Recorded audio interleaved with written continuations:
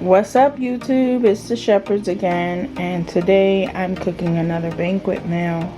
Today what we're having is steak with some broccoli and zucchini.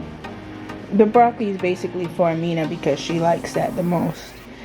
We're gonna have mashed potatoes, as you see. I have over here, I have cut up potatoes. I also have sweet potatoes for me and Papa Shep, and that's supposed to go with some cinnamon, butter, and a little bit of brown sugar. We have our parsley and cilantro over here with the onions. We also have red and green peppers, and let me see if I can hold this without breaking. Asparagus. So again, another banquet, but we're gonna do it in a slightly different style than what I normally do. The main meat that's gonna be on this banquet is steak. I have that over here. I haven't seasoned it. I just wanted you to see. And with the steak, we're gonna have mashed potatoes, which is why we have cut up potatoes over here. The kids are gonna have some broccoli and zucchini, but the zucchini is basically for Papa Shep. He loves zucchini. We have onions over here. Again, these are all the stuff that I'm gonna need, so I'm just gonna follow through it. Here goes the meat, all seasoned up and stuff. I'm gonna leave the butter on there on the top because it will melt almost immediately. And remember, we did put oil in it, so you just put it in. It goes on. We're gonna put roast. This is roast. Let me see if I can zoom you in so you can see. Guys. Oh, she says hello. So this is roast. Okay, let me zoom you in. Hold on. See Amina playing? Hold on, give me one little minute.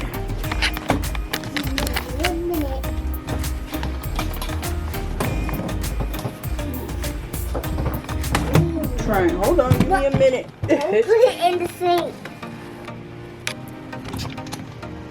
Mom, don't put it in the sink. Stop, Mimi.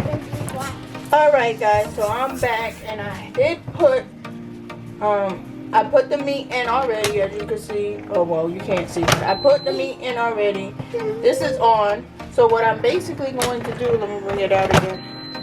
I'm going to press roast, right? This one is roast. I don't know if you can see it. Let me see.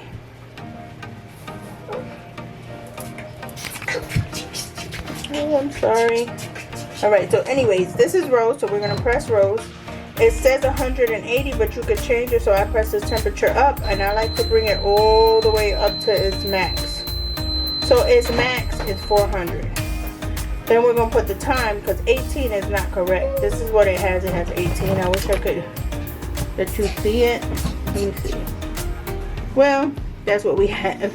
But it says 18. I don't agree with the time, so I press time, and then I go up to the max. So it's an hour for the max. So basically, when you do the air fryer, you press roast when it comes to this. You press 1 hour for the time and 400 for the temperature. Okay, once it's set in, it's still at roast, you're gonna press start. This is the start button, pow. And then you leave it there. It's going to say, okay, I was waiting for it to stop. It's going to say add food about 15 minutes into it, because this has a preheater onto it, or it preheats it. See, it says it's preheating right here. Once it's preheat, it'll say add food. I don't add the food because it's already in there, or I don't flip it or anything like that. And I just leave it there for about an hour. Once it shuts off, it's, well, let me go back. In between there, because you put for an hour, so maybe 30 minutes into it, it's going to tell you to check the food or flip the food, right? At that time, you're going to check it. Or you could just let it rock out for that 1 hour and then flip it over and then do it again for an hour, which is what I'm going to do. So I'm going to let it sit there. I'm going to let it preheat. After the hour, I'm going to flip it over. You'll see me back again. And after, oh my God, I can't believe that you can see me in there. Oh, hi. I wanna see. Excuse me. You want to see? Yeah. Let's see. Ugh. You see? No. Anyway, y'all.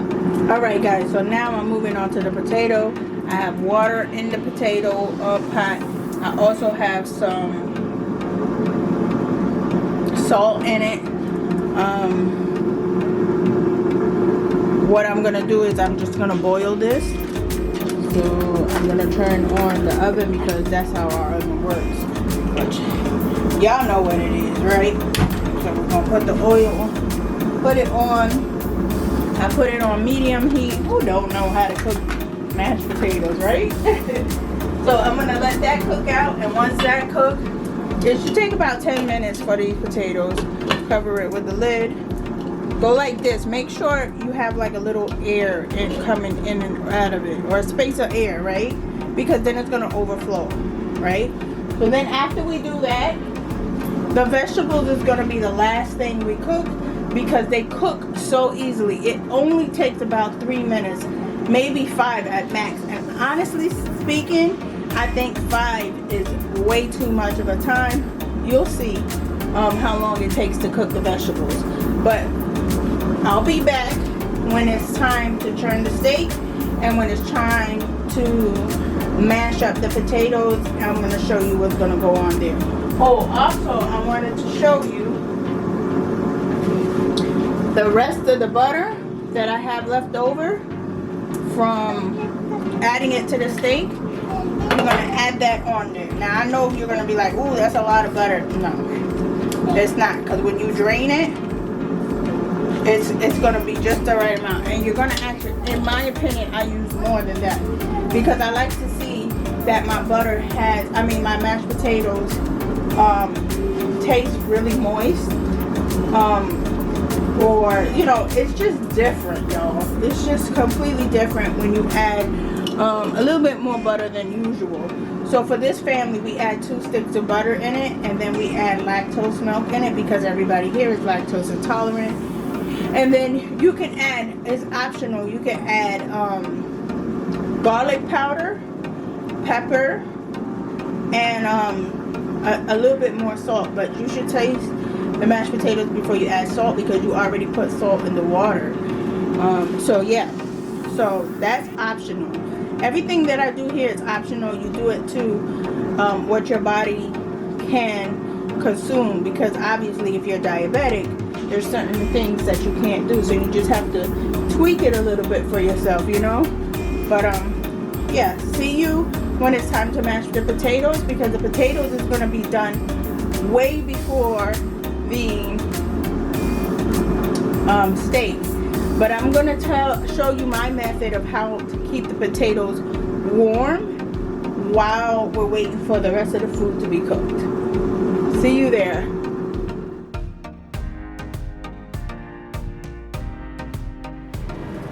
Alright guys, so the potatoes are done from boiling. All I did before I completed this process was I put a stick of butter in this so that it can help with the mashing. I did let the potatoes cool down a bit.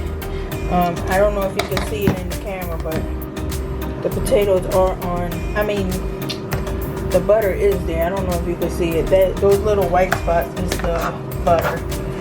So I think we're gonna need another stick of butter, just because I think that this isn't good enough, and also because I like it like that. So I'm just gonna get it. All right, guys, please excuse the background noise, and please excuse the fact that I just cut out some pieces of this right here. But the potatoes are done.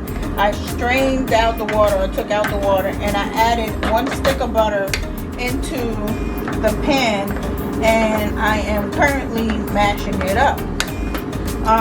It's on the stove, and I have it on very low heat just to keep the potatoes warm.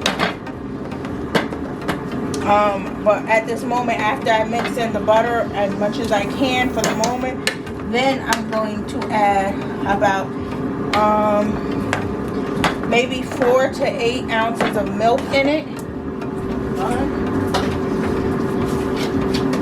And again, I use lactate milk. So I usually just eyeball it, but I can tell you it's about 4 ounces. The stove is on, so it's to keep everything good and keep the milk mixed right. Or not the milk mixed right, but the potatoes warm while I mix the milk in, because the milk is cold, as we all know. So to melt everything and make it come in right, that's what I do. So I'm just mixing and mashing right now. See how it's turning out super thick. I like it this way. And we still got some butter in it. And because we got the stove on, it's getting thick because it's taking out whatever moisture the milk had. It's taking that out. So I think I'm going to add a little bit of milk. Again, I think 4 ounces. It all depends on how much potatoes for your family you need. So that, I can honestly say, was about 4 ounces. So I'm going to switch from this masher to a different spoon so you can see what happens. And excuse my banging. Switch over. So now this time I'm just mixing to make it like a smoother texture.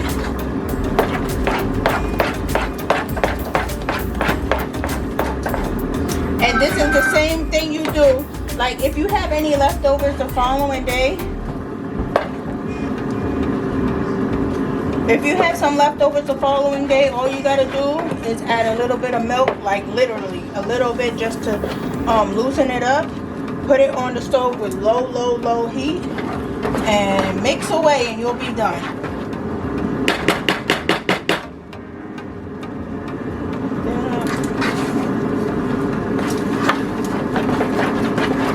And then the more you do this, the more you mix, the smoother it gets. So right now what I'm gonna do is I'm gonna add some salt.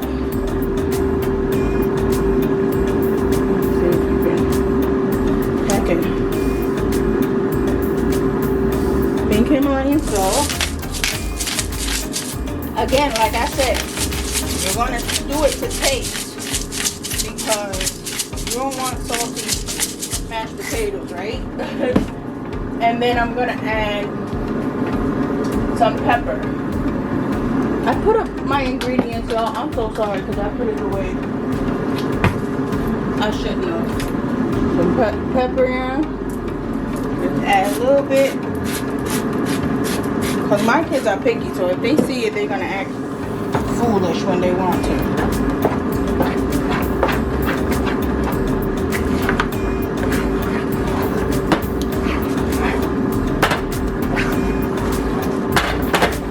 Now, if this is too thick with you, add just a little bit more milk. Some people don't want no milk. You can add water. Everything works the same. It's all about what you like. I just do it this way.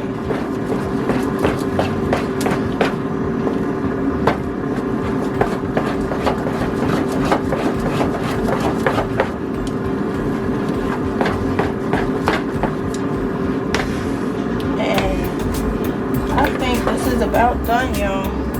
It's about as good as it's gonna get, given the situation I'm in. But that's all you do. You just mix until it gets soft. And it's hot because it's keeping warm, because the fire's on low. And that's it. So can you see that it's kind of caramelized? Don't worry. Hold it, Matthew. Matthew, hold it in camera right now. Don't worry about this on the side. It's just cooked herbs. Remember, they were on top. I took them off so that now that the top of the meat can get crispy and golden. This is how you want it to look. That so looks this delicious, is gonna, guys. It does. So you're gonna have it in there. It's already been in there for an hour. I put it in for another hour. At this time, it's basically cooked for those who want it medium rare, you know, those light cookers. It all depends on what your preference is when it comes to this type of meat. For the remaining amount of time, you'll let it cook the same way on the other side so you get like a little crisp layer on top. Okay, so I flipped it around. I just wanted to show you what it looks like when I flipped it around. Now, the other side was a little bit toasty. Now that's what I'm gonna try to get this to do too. I'm gonna let it toast up a little bit more. Alright guys, so now we're moving on to the vegetables. So basically what I do is I put in some extra virgin olive oil. The kids are fighting over the thing. I put a little bit over the pot. It's just to coat it so that I can saute everything. Guys, I'm so tired. That should be enough. She said she's tired, y'all. You tired? Watch out! That's too close. Hungry. Matthew says he's hungry. So the first thing I'm going to do is going to be the asparagus. Now, when it comes to making these vegetables, it doesn't matter. Let me zoom out a little bit. It doesn't matter who you do first because they all take the same amount of time. And basically, you know, you do them with the same process. So that's basically it, what I'm gonna do. That's cool. So you want to make sure that everything's coated, and you don't want the flame super high like mine is right now. So let me turn it down some. And basically the only seasonings or powder I'm gonna put on it is garlic powder, just to taste, and maybe some salt and pepper. So I think that this is good. Let me just make sure. No, you know it's good when it makes that little sizzling noise.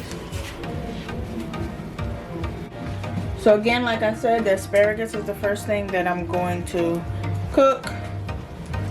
I'm gonna rinse it off one more time. I don't like rinsing off my stuff until I'm ready to cook it, because what happens is they'll get like I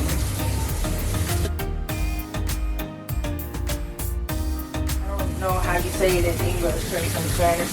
They'll get dreary, if that's the word, and you just drop them in there. That was the sound I was waiting for. You gotta be careful because this is gonna drop off at y'all. So you gotta be careful. And the good thing about this pot is I'm glad it's big because now I can put everything in there. So it looks like everything's going to fit, which is really, really cool.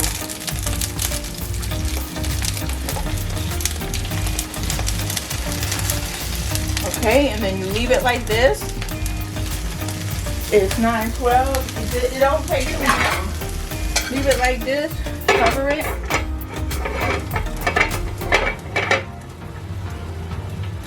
Let it cook a little bit, and then we go on to the next. The next stuff that I have to cook, I'm gonna show you what I have.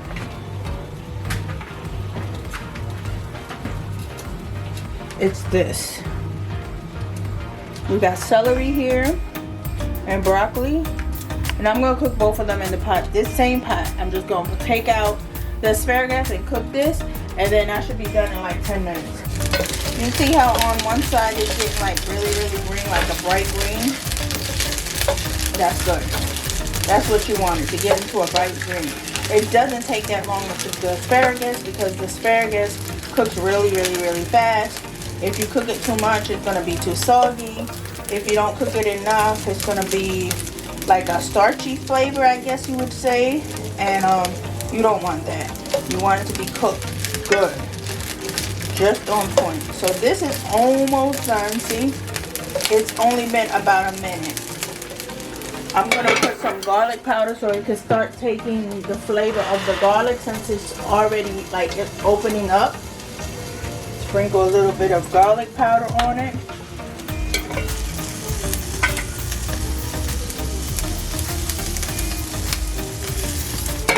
Cover it. I might mix it again, which I am right now. You see how it's getting like that? Oops. And mix it up one more time. See a little bit of garlic on. The garlic went to the bottom. So what I'm gonna do is I'm gonna add a little bit more oil so it doesn't stick. And it won't hurt because it'll help with the other vegetables that I'm about to do too. So this definitely won't hurt. But if you're looking for measurements for the asparagus, I would say about 1 to 2 tablespoons, depending on how big your saute pot is. So it's 1 to 2 tablespoons. This is a really big pot. The camera might not show it, but it is a really big pot. So with that being said, I put a little bit more. Oh, Papa Shep just came home from being outside doing his chores. Oh, look at this, y'all. It's done. When you see it that bright green, it's done, y'all. So now I'm gonna transfer this over to a plate. It's definitely over, y'all. Done. It's definitely done. So I'm just taking it out and putting it. And you see the remaining oil? Perfect amount of oil. So I could do the zucchini and the broccoli.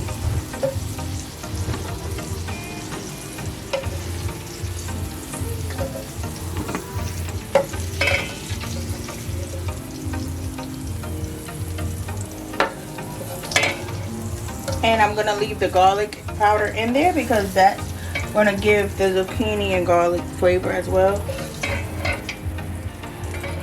That's done. Now, cover this plate up. Now I'm gonna put this in. Oh, I had a piece of onion from earlier today.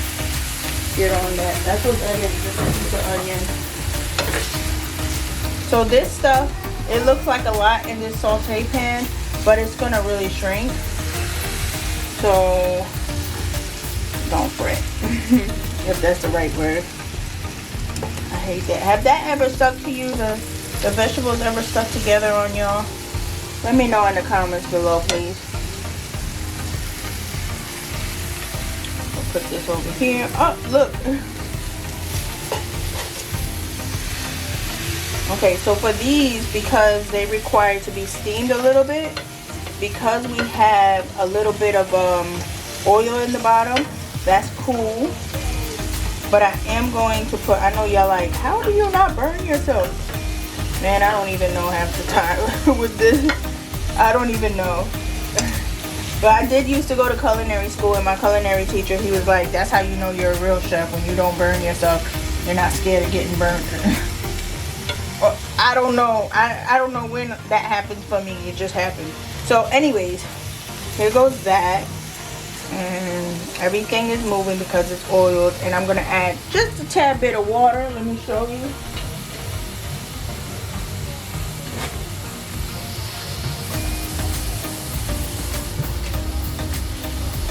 Just a tad bit. It's about to the line of one of these cups. And I think honestly that's way too much. So it's actually half. See, I still have a lot left over. So now you're just gonna leave it there for about 10 minutes and you're done. I think maybe 5. So that's that.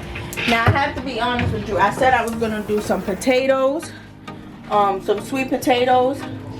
I'm not gonna do it because it's just too much starch for us. And I don't want it now, but I do have it in the water like I showed you before, and I am going to put it in the refrigerator and have it tomorrow with the leftovers, because I do have leftovers. I just know I'm going to have leftovers. So yeah, I'm quite tired as well, y'all, so I don't have no more energy to do more cooking. I've been cooking since like 6 o'clock. I've been cooking on a Friday night. You know, mothers, they don't want to cook on on Fridays. Like Fridays, they rest day, right? So see, the broccoli, I'm pretty sure most of y'all know how to do that, but the broccoli's starting to cook. You can see this. The zucchini is starting to become a bright green as well. So you just keep it like that. You put some salt.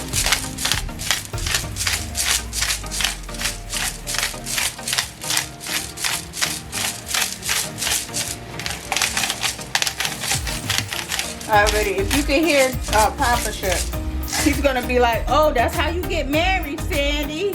That's how you get married." Cooking up this meal, I can see him saying that right now. And then some black pepper.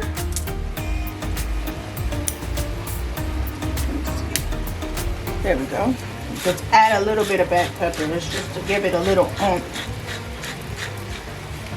And let's try to mix it a little bit. Just a little bit.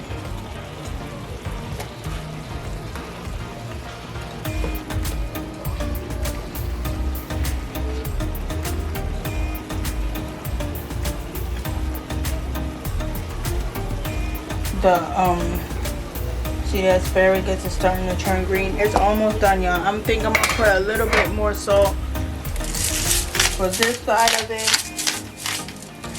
and a little bit more pepper,